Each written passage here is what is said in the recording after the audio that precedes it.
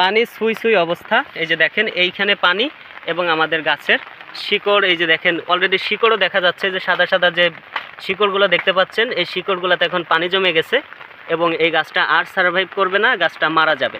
আসসালামু আলাইকুম দর্শক, আজকে আপনাদের মাঝে এমন একটা বিষয় শেয়ার করব, সেটা হচ্ছে কৃষকের আসলে সমস্যাটা কোথায় এবং কৃষক কোন সময়টাতে সবচেয়ে বেশি ক্ষতিগ্রস্ত হয়, সেটার একটা চিত্র আপনাদের মাঝে এই প্রতিবেদনে তুলে ধরব। সেটা হচ্ছে আপনারা দেখতে পাচ্ছেন এখানে আমাদের পাড়ে কিন্তু গাছ দেওয়া আছে, এটা হচ্ছে করলা গাছ। তো এই গাছে কিন্তু এখন ফুল একদম বিদ্যমান এবং সমস্ত কিছু হচ্ছে এবং এখান থেকে কিন্তু সেল আসতেছে। তো এমন একটা অবস্থায় প্রচুর পরিমাণ বৃষ্টিপাতের জন্য আমাদের এই গাছগুলা কিন্তু এখন আশঙ্কাজনক এবং গাছগুলা মনে হয় না আর সারভাইভ করবে, গাছগুলা মারা যাবে।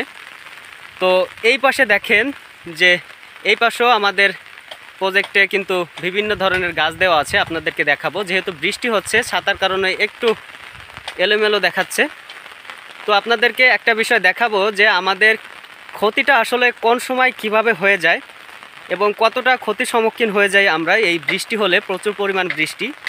যদিও আমাদের দক্ষিণ অঞ্চলে একটু পানির চাপটা কম অন্য অন্য জেলার তুলনায়, যেমন উত্তরবঙ্গে পানিতে একদম ঘরবাড়ি ভেসে যায়, ঘরবাড়ি ধসে যায়, নদী ভাঙন হয়, সেরকম ধরনের কোনো সমস্যা আমাদের এদিকে নাই। কিন্তু আমাদের এদিকে কৃষির পরে মানুষের 80% রুটি চলে, সেটা কিন্তু এই বর্ষার সময় নষ্ট হয়ে যায় এবং এতটা আকারে নষ্ট হয়ে যায় যা আপনাদের কল্পনার বাহিরে, এবং আপনাদেরকে সেগুলো দেখানোর চেষ্টা করব।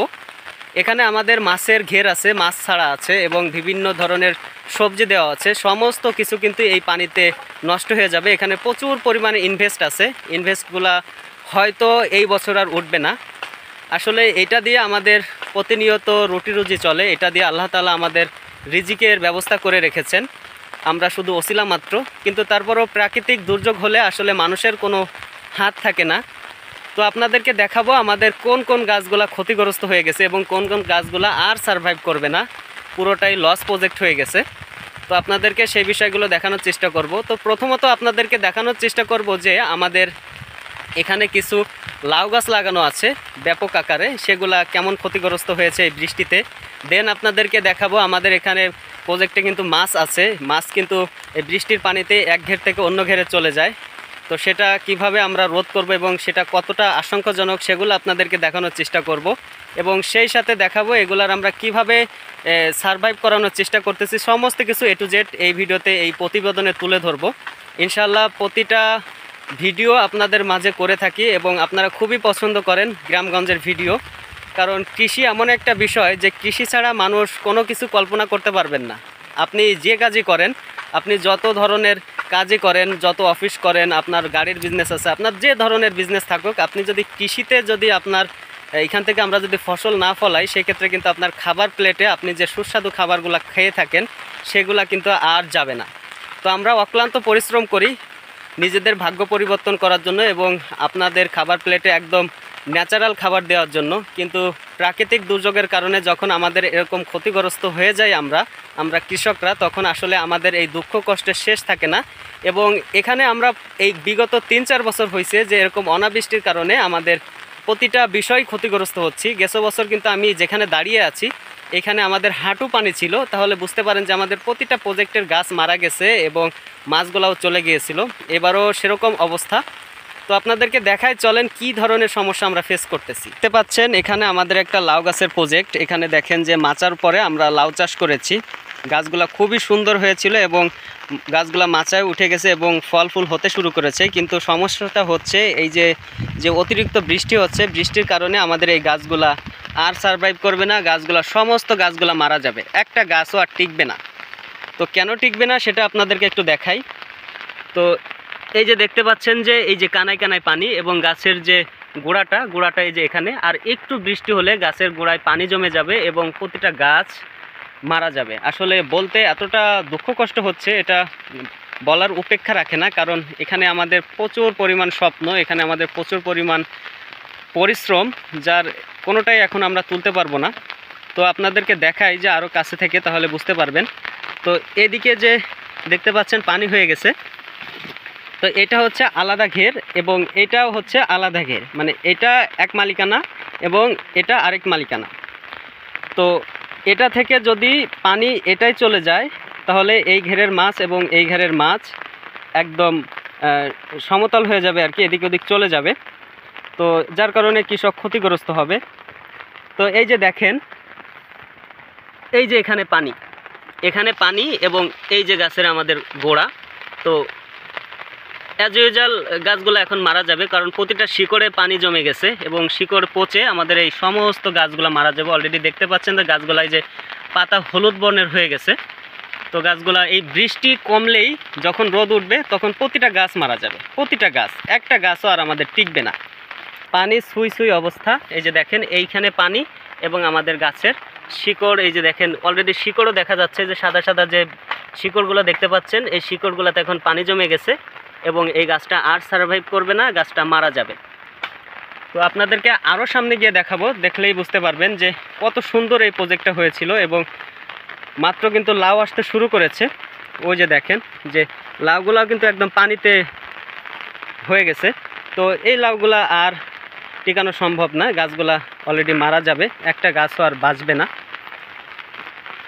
তো এদিকে দেখেন, এদিকে একটু পরিষ্কার আছে, যেহেতু ওদিকে কলা গাছ লাগানো ছিল, আপনাদেরকে সঠিকভাবে দেখাইতে পারি নাই।